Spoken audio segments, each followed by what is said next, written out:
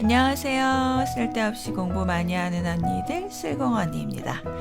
저는 여러분의 글로벌 경제 감각을 관리해드리는 정관리입니다. 안녕하세요. 금쌤입니다. 네. 벌써 달력이 한 장이 또 넘어갔어요. 맞습니다. 2월이네요. 네.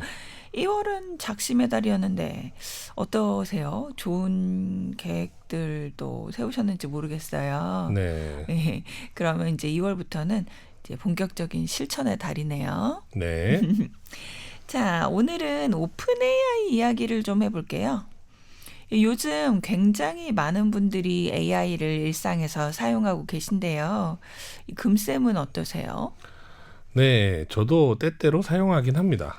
그렇군요. 네. 아무래도 오픈 AI가 인공지능 분야에서는 선두주자인데요. 네. 이 요즘 구글 제미나이의 위협적인 도전에 직면하고 있죠. 2026년은 오픈 AI가 더 크게 도약할 것인가, 경쟁에서 밀려나게 될 것인가를 판가름하게 될 한 해라고 해요. 그렇군요. 자세한 내용이 궁금해지는데요. 네, 디 이코노미스트에서 관련 기사를 다루었는데요. 함께 공부해 보기로 해요. 네. 오픈 AI는 요즘 단순히 챗봇 개발만 하는 곳이 아닙니다. 이 오픈 AI만을 위한 커스텀 칩과 컨슈머 디바이스라고 해서 일종의 전자기기를 개발 중이에요. 그리고 이커머스와 경영 컨설팅 분야까지도 확장하고 있죠. 인공지능 챗봇 하나만 잘 만들기도 어려운데 굉장히 많은 것을 하고 있네요. 네. 그중 커스텀 칩과 컨슈머 디바이스는 생소한데요. 네. 조금만 더 자세히 알 수 있을까요? 예. 자, 일단 커스텀 칩은요. 이 오픈 AI가 자체 설계한 AI용 반도체 칩이에요. 이 오픈 AI는 이 커스텀 칩을 개발, 생산하려는 프로젝트를 진행 중입니다. 그리고 전자기기는요, 휴대용 AI 기기라고 하는데요. 아직 자세한 건 공식적으로 알려지지 않았지만 화면 없이 음성 기반으로 작동할 것이라고 하네요. 와, 그야말로 공상과학 영화가 현실이 되는 거네요. 네. 이런 것들을 개발하면서 이커머스와 비즈니스 컨설팅까지 하고 있다니 시간과 노력도 많이 들겠지만 무엇보다도 비용이 많이 들 것 같은데요. 맞아요. 이런 대단한 일을 하는 데는 그야말로 대단한 비용이 들죠. 네. 이 문제는 이 비용이 날이 갈수록 비싸지고 있다는 겁니다. 이 오픈 AI는 2026년에 170억 달러의 현금을 소진할 것으로 예상하는데요.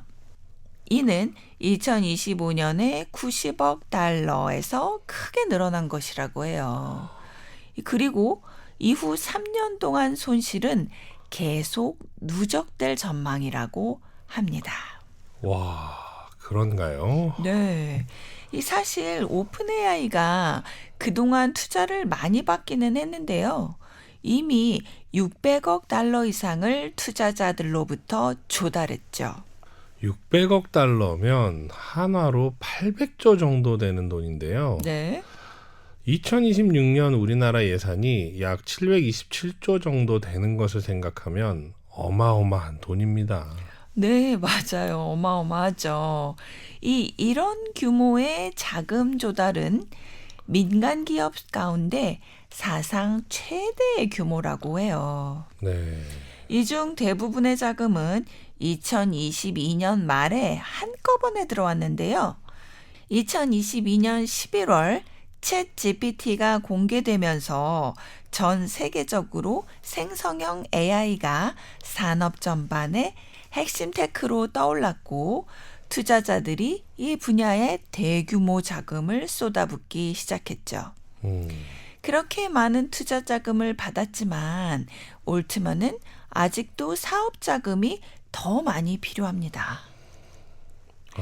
그래서 오픈 AI는 2026년에 또 한 차례 대규모 자금 조달에 나설 예정인데요. 보도에 따르면 오픈AI는 최대 1,000억 달러의 자금 조달을 모색 중이라고 합니다. 오픈AI는 지난해 10월 마지막 투자 라운드에서 회사의 가치가 5천억 달러로 평가된 적이 있는데요. 다음 투자 라운드에서는 최대 8,300억 달러로 평가받을 수 있을 것이라고 해요. 그리고 이와 별도로 아마존은 오픈AI에 최대 100억 달러 투자를 논의 중이라고 합니다. 이 과거에 오픈AI는 마이크로소프트와 독점적 클라우드 투자 계약을 유지했었죠. 마이크로소프트가 오픈AI에 투자를 해주고 오픈AI는 마이크로소프트의 클라우드 서버를 사용했어요. 하지만 2025년 재구조화로 MS의 독점적 클라우드 제공권이 종료되어 오픈AI는 다른 회사들과 협력할 수 있게 되었습니다. 그래서 오픈AI는 아마존 웹 서비스 AWS와 약 380억 달러 규모의 장기 클라우드 계약을 체결했어요. 이제까지 클라우드 컴퓨팅을 MS에만 의존했는데 이제 그 의존도가 좀 분산된 거죠. 앞에서도 말씀드렸지만 이 아마존과의 AWS 인프라 계약을 계기로 투자 논의가 진행 중인데요. 아마존이 약 1,000억 달러를 오픈AI에 투자할 것을 고려 중이죠. 아마존과 마이크로소프트는 클라우드 컴퓨팅 분야에서 최대 경쟁자들 아닙니까? 네, 맞아요. 이 오픈AI는 마이크로소프트와의 독점적인 관계에서 벗어난 이후에 아마존과의 관계를 만들어 나가고 있는 것이죠. 이 클라우드 컴퓨팅뿐만이 아닙니다. 컴퓨터 칩 분야의 공룡 엔비디아 역시 오픈AI에게 다가서고 있는데요. 엔비디아는 자사 반도체 칩 구매를 돕기 위해서 100억 달러씩 나눠 최대 1,000억 달러까지 오픈AI에 투자할 수 있다라고 밝혔습니다. 다양한 테크 자이언트들이 오픈AI에게 손을 뻗고 있는 상황이군요. 네, 그런데요. 이렇게 테크 자이언트들의 투자 계획만 있는 것이 아니고요. 오픈AI는 기업 공개, 즉 주식시장에 상장하는 것을 검토 중이라는 소문까지 돌고 있습니다. 이 올트먼은 이에 대해서 여러 차례 부정하고 있기는 하지만요. 오픈AI가 기업 공개를 해서 주식시장에서 주식을 팔기 시작하면 전 세계 사람들이 너도 나도 오픈AI에 투자할 것 같은데요. 네. 그 여파가 대단할 것 같습니다. 네, 맞아요. 저만 해도 오픈AI가 주식시장에 거래되기 시작한다면 당장 살 것 같은데요. 네. 자, 이야기로 돌아올게요. 네. 자, 오픈AI가 이제까지 보지 못했던 엄청난 투자 자금을 조달한 만큼 역시 유례없는 성장을 했는데요. 2023년 매출은 10억 달러를 넘어섰고 지난해 2025년에는 130억 달러에 도달했습니다. 이 구글과 페이스북이 같은 성과를 내는 데는 각각 5년과 6년이 걸렸다는 점을 감안하면 굉장히 놀라운 속도죠. 2배 정도의 속도이니 정말 놀라운 속도입니다. 네, 그렇죠. 네. 자, 이렇게 매출이 빠르게 성장하는 건 오픈AI 입장에서는 반가운 소식일 텐데요. 자, 그런데 기업은 매출이 아무리 많아도 비용이 너무 크면 이윤이 별로 남지 않잖아요. 그렇죠. 이 기업의 주 목적은 영리 추구인데 말이죠. 네. 이 아쉽게도 오픈AI는 비용을 너무 많이 사용하고 있대요. 이 오픈AI의 가장 큰 비용은 컴퓨팅 파워를 위한 전력 사용에서 나오는데요. 쉽게 말하면 전기세가 너무 많이 나온다는 거죠. 이 문제는 이 전력 사용량이 매출이 늘어나면 함께 늘어난다는 겁니다. 오픈AI의 전력 사용량이 2023년 200메가와트에서 2025년 1.9기가와트로 급증했대요. 와, 2년 만에 10배 가까이 증가했네요. 왜 매우 많이 증가한 거죠? 네. 자, 그러고도 모자라서 향후 수년간 30기가와트를 추가하기 위해 약 1조 4천억 달러 규모의 투자를 위한 양해각서, MOU라고 하죠. 이것을 체결했다고 합니다. 한화로 1경이 넘는 돈 아닙니까? 네. 올해 우리나라 국가 예산보다 많은 돈이네요. 그렇죠. 네. 이 규모가 정말 어마어마합니다. 네. 이 우리나라 국가 예산보다도 많은 돈이 전기세로 사용되는 거죠. 네. 이 현재 투자자들은 올트먼의 눈부신 성과에 감탄하고 있기는 합니다. 네. 하지만 오픈AI는 실제로 수익을 낼 수 있다는 점을 증명해야만 하는데요. 올트먼은 회사가 성장함에 따라 모델 훈련에 드는 초기 비용 부담이 상대적으로 줄어들 것이고 오픈AI의 수익 구조도 개선될 것이라고 주장하고 있습니다. 하지만 챗 GPT 훈련 비용은 계속 증가하고 있는 상황이죠. 이 AI 모델 훈련에 관해서는요. 지난 에피소드 143, 144화에서 다루었으니까요. 한번 들어보시고요. 네. 비용의 문제가 가장 크기는 하지만 앞에서도 언급되었듯이 다른 AI 기업들과의 경쟁도 오픈 AI가 직면하고 있는 문제 아닙니까? 네, 그렇습니다. 이 스탠포드 인간중심 인공지능연구소 이곳에서 정리한 벤치마크에 따르면요. 지난 1년 동안 최신 AI 모델들 간의 성능 격차가 크게 줄었다고 합니다. 그러면 1인자였던 챗 GPT와 다른 AI들 간의 격차가 좁아졌다는 거군요. 네, 맞습니다. 최근 오픈AI의 가장 큰 위협은 단연코 구글인데요. 네. 자, 11월에 출시된 제미나이 3 모델은요. 여러 지표에서 오픈AI의 GPT 5.1 버전을 앞섰다는 평가가 있는데요. 이 오픈AI는 GPT 5.2 버전으로 반격을 하기는 했지만 이 결정적인 KO 승이라고 할 만큼 큰 격차를 보여주지는 못했어요.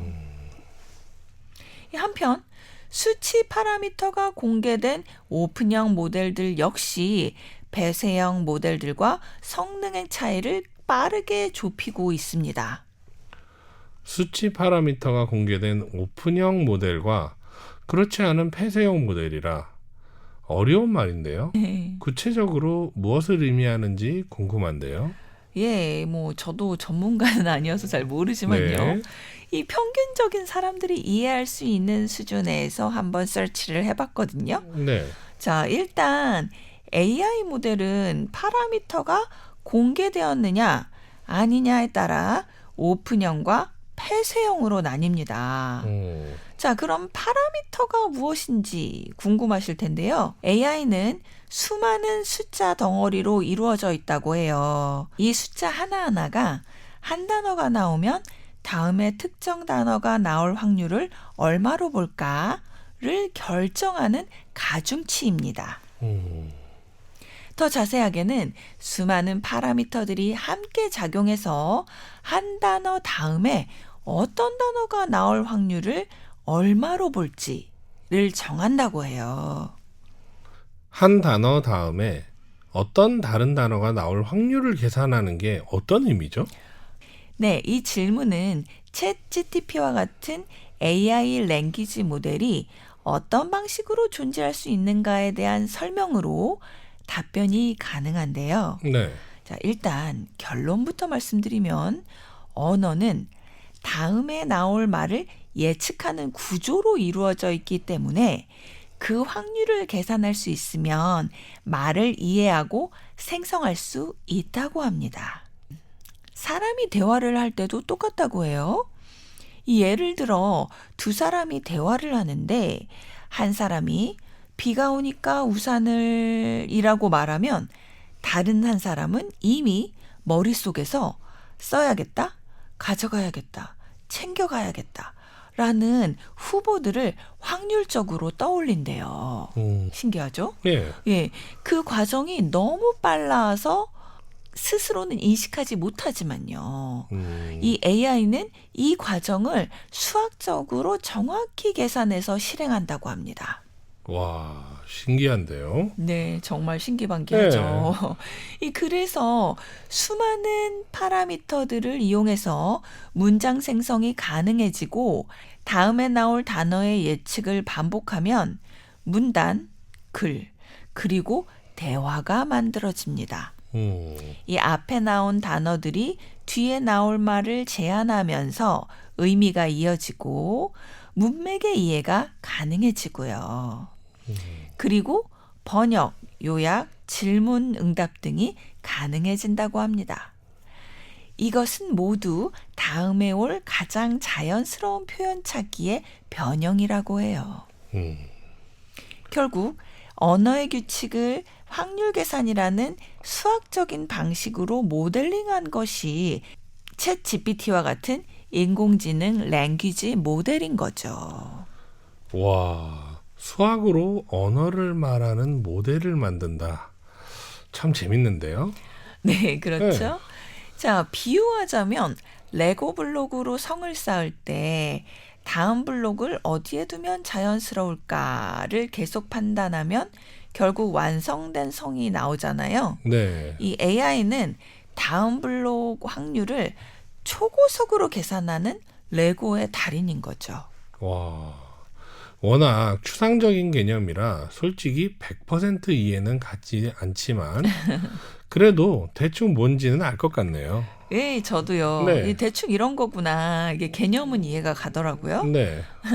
자, 어쨌든 GPT급 모델은 이런 숫자 파라미터가 수백억에서 수천억 개가 있대요. 이 숫자 묶음의 전체가 AI의 기억, 판단 기준, 성격이라고 하네요. 그러면 파라미터가 많으면 많을수록 고도화된 모델이겠네요. 예, 그렇죠. 이 파라미터가 많으면 많을수록 AI 모델이 더 복잡한 언어 패턴을 저장할 수 있고요. 더 긴 문맥의 이해와 정교한 추론이 가능하죠. 그런데 파라미터를 많이 쓰면 많이 쓸수록 연산량이 많아지고 더 많은 GPU가 필요해요. 네. 이 많은 GPU를 쓴다는 건 전기 사용량의 증가를 의미하고요. 아, 그래서 오픈 AI가 전력 사용에 들어가는 비용이 크다고 하는군요. 대화를 제일 잘하는 AI라고 하지 않습니까? 맞아요. 네. 그럼 이제 파라미터가 뭔지는 알았습니다. 네. 아주 쉽게 말하면 AI가 언어 기능을 할 수 있도록 해주는 숫자다라는 거네요. 예, 맞습니다. 한마디로 설명하면 그렇죠. 그러면 다음 질문 오픈형 모델과 폐쇄형 모델은 뭐죠? 네, 이 파라미터가 공개되어 있으면 오픈형 모델, 그렇지 않으면 폐쇄형 모델입니다. 아, 이 파라미터를 공개한다는 것은 숫자 파일 자체를 다운로드 가능하게 해준다라는 의미인데요. 연구자나 개발자가 그 숫자를 직접 불러와 실행할 수 있고요. 심지어 일부 숫자를 바꾸거나 추가 학습도 가능하다고 합니다. 즉, AI의 뇌를 통째로 열어서 공개한 모델이 바로 오픈형 모델입니다. 이 대표적인 예로 메타의 LLAMA, 라마가 있죠. 반대로 비공개 모델은 AI의 뇌를 서버 안에만 두고 사용자는 답변만 받을 수 있는 구조예요. 대표적인 예가 챗 GPT입니다. 그렇다면 파라미터를 공개하는 것과 아닌 것에는 어떤 차이가 있을까요? 네, 파라미터가 공개되면 데이터 검증이 가능해지니까 편향이나 오류 분석이 가능하고요. 맞춤 개조도 가능합니다. 또한 특정 회사에만 파라미터가 종속되지 않아서 인공지능 산업 전반에 도움이 되기도 하고요. 아, 그렇군요. 재밌는 건 오픈 AI가 사실은 클로즈드 AI였다는 사실이었네요. 그렇죠. 네, 회사 이름이 오픈 AI니까 그러니까요. 이게 공개용 모델일 줄 알았거든요. 예, 저도요. 반대네요. 반대요. 네, 자, 이론 설명이 좀 길어졌죠? 예, 다시 주제로 돌아올게요. 네, 자, 오픈 AI가 이제까지 선두주자기는 했지만 이제는 여유를 부릴 수가 없습니다. 이미 챗GPT가 성장 모멘텀을 잃고 있다는 신호도 약간 보인대요. 이 웹 트래픽을 분석하는 센서 타워에 따르면 지난해 12월 중순 기준 챗GPT의 월간 활성 사용자는 9억 1천만 명, 제미나이는 3억 4,500만 명이라고 합니다. 그래도 아직은 챗 GPT가 3배나 많은데요. 네, 맞아요. 하지만 제미나이가 빠르게 따라붙고 있는 상황이죠. 이 도이치뱅크가 유럽 주요 국가를 조사한 결과에 따르면요. 챗GPT 소비자 구독자 수 증가가 여름 이후에 거의 멈췄고요. 그 뒤로도 성장이 미미했다고 해요. 이 위기를 인식한 올트만은 지난해 12월 초 코드 레드를 선언해서 다른 프로젝트를 멈추고 챗GPT 개선에 집중하라고 지시했다고 합니다. 그런데 이 타사와의 경쟁보다도 더 큰 문제는요. 오픈 AI가 모델을 운영하는 것 자체로 손실을 보고 있다는 겁니다. 이 많은 소비자들이 무료 챗 GPT를 사용하기 때문이죠.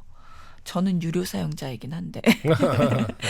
네. 자, 지난해 11월 AI 회의론자로 알려진 에드 지트론이라는 사람이 있어요. 네. 이 사람이 마이크로소프트 자료를 공개했는데요. 이 자료에 따르면 2025년 상반기 오픈 AI의 추론 비용이 매출을 초과했다고 합니다. 그러면 오픈 AI 입장에서 손실을 줄이기 위해 가격을 올리거나 접근을 제한하려는 시도를 할 수도 있겠네요. 예, 그렇겠죠. 네. 아, 저는 그러지 않았으면 좋겠는데요. 네. GPT가 생활의 일부가 되어버렸어요. 아, 걱정됩니다. 그런데 오픈 AI가 가격을 올리거나 접근을 제한할 경우에 기업 성장이 둔화될 수 있어요. 이 다른 경쟁자들이 계속 무료로 서비스를 제공한다면 이용자들이 그쪽으로 이동할 수 있기 때문이죠. 저 같은 무료 이용자는 당연히 옮길 것 같은데요. 네. 그렇겠죠? 함부로 가격을 올리면 손님이 줄어드니 그래서 오픈 AI가 다양한 분야로 사업을 확장해서 수입을 확보하려고 하는군요. 예, 맞습니다. 이 앞에서 올트먼이 지난 12월에 코드 레드 기간 동안 이 챗 GPT 내 광고 도입을 일시 중단했다고 했잖아요. 이 챗 GPT 개발에만 이제 신경을 쓰자 이러면서. 네. 예, 그랬지만 2026년에 다시 광고 도입을 추진할 계획이래요. 이미 오픈 AI는 온라인 마켓플레이스인 엣지와 유통 공룡인 월마트에게 챗 GPT를 통해 상품을 판매하도록 해주고 수수료를 받고 있죠. 물론 미국 내로 한정되어 있긴 하지만요. 네. 예. 또한 오픈 AI는 기업 고객 매출 확대도 노리고 있는데요. 기업 고객은 한 번 충성도가 생기면 개인보다 더 오래가는 수익원이기 때문입니다. 이 분야에서 오픈AI의 가장 큰 경쟁자는 엔트로픽인데요. 엔트로픽의 클로드 챗봇은 특히나 개발자들 사이에서 인기가 높대요. 맞아요. 코딩 잘하는 AI라는 소문이 있더라고요. 아, 그렇군요. 이 엔트로픽을 따라잡기 위해 오픈AI도 대기업의 기술 도입을 돕는 컨설팅 부문을 만들었고요. 지난해 10월 기업용 자동화 툴인 에이전키트도 출시했죠. 아직은 소비자 매출이 대부분이지만 기업 매출 비중이 점점 커지고 있습니다. 아, 이 또한 오픈AI는 구글을 따라 수직 통합 전략도 추진하고 있어요. 수직 통합은 구체적으로 무엇이죠? 네, 구글의 수직 통합을 먼저 살펴보면요. 네. AI 모델링의 주 재료라고 볼 수 있는 컴퓨터 칩을 외부로부터 사오는 것이 아니라 직접 개발했죠. 예, 그 컴퓨터 칩을 자사의 클라우드 컴퓨팅에 써서 제미나이를 돌리고 있습니다. 이 또한 구글 검색이라는 자체 유통망을 통해서 자신들의 서비스와 상품을 판매하고 있고요. 이렇게 프로세스의 아랫단에서부터 윗단까지 수직적으로 통합되어 있어서 수직 통합이라고 불러요. 와. 이 구글은 10여 년 전부터 개발해온 자체 커스텀 칩. 이 커스텀 칩 덕분에 AI 경쟁에서 큰 비용 우위를 확보했는데요. 이 칩은 엔비디아 칩 대비 비용이 절반에서 10분의 1 수준이라고 합니다. 이 소식 때문에 엔비디아 주가가 조금 떨어지기도 했었죠. 게다가 전 세계인이 사용하고 있는 40억 대의 안드로이드 기기는 구글 AI 제품의 거대한 유통망이 될 수 있으니까요. 구글은 이런 수직 통합을 통해서 매우 유리한 입지를 확보한 거죠. 맞습니다. 그래서 요즘 구글 주가도 많이 오르지 않았습니까? 네, 맞아요. 놀라울 만큼 많이 오르더라고요. 네. 이런 구글의 선전에 대응해서 오픈AI는 다시 한번 말씀드리지만 브로드컴과 계약해서 자체 커스텀 반도칩을 개발 중입니다. 이 아이폰 디자이너 조니 아이브를 영입해서 소비자용 AI 기기도 구상 중이고요. 하지만 오픈AI와 구글의 결정적인 차이점은 오픈AI에는 구글 검색 엔진처럼 막대한 현금 창출원이 없다는 점 아니겠습니까? 네, 맞아요. 그래서 이미 일반 투자자들은 불안해지기 시작했는데요. 네. 한 VC 대표는 오픈AI의 손실 규모는 한 국가 정부의 재정 적자와 맞먹는다라고 말했습니다. 자금 조달도 국가 예산 수준으로 했으니 적자도 국가의 재정 적자만큼 되는 것도 크게 놀랍지는 않네요. 그런가 네. 봐요. 자, 오픈AI에 대해서 좀 적대적인 한 투자자가 있대요. 네. 예, 그 사람이 다음과 같이 얘기를 했다고 하는데요. 네. 이건 AI 버전의 위워크 사태다. 라고요. 네. 아, 그런가요? 예. 위워크가 엄청난 기대를 받고 상장되었지만 기대만큼 성과를 못 거두어 파산하고 상장 폐지된 사례가 있기는 했죠. 대형 투자자들의 투자를 많이 받았고 전 세계인의 주목을 받았다는 점에서 공통점이 있기는 하지만 네.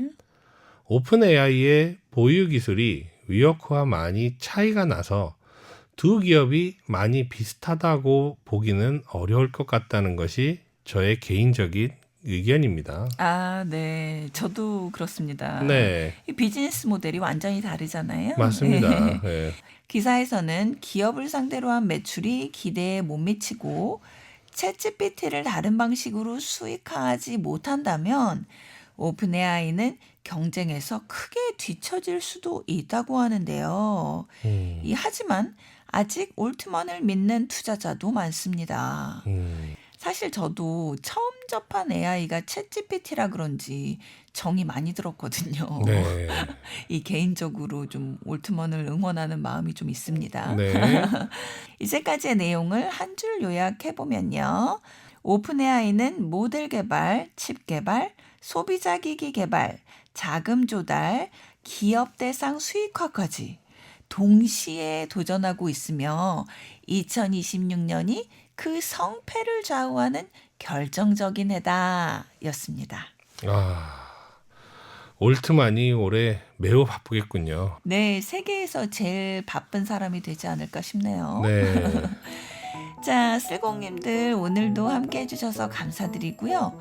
이 꼭 오픈 AI만이 아니라 2026년이 뭔가 성공의 기로가 되는 한 해가 되시는 분들 많으실 것 같아요. 네. 예, 이런 분들 올해 꼭 성공하시기를 기원할게요. 네. 다 같이 슬공합시다. 슬공합시다.